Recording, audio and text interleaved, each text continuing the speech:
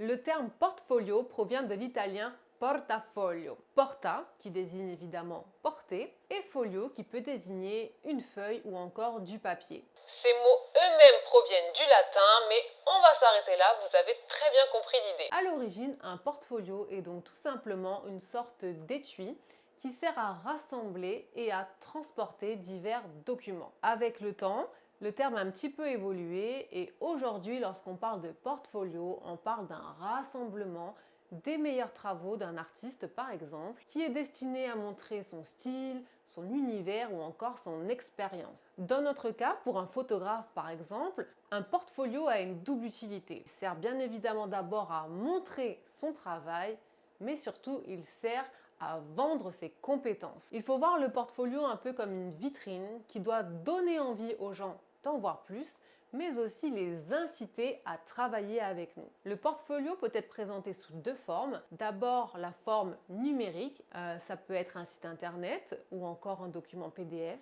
Et enfin, la forme physique, qui peut être par exemple une impression de vos meilleurs travaux rassemblés dans un porte-document ou alors sous forme de livre photo. Enfin, il est important d'adapter son portfolio à sa cible. Si vous voulez évoluer dans le milieu de la mode, mettez en avant vos éditos. Si vous souhaitez faire du portrait, privilégiez les images plus authentiques et naturelles.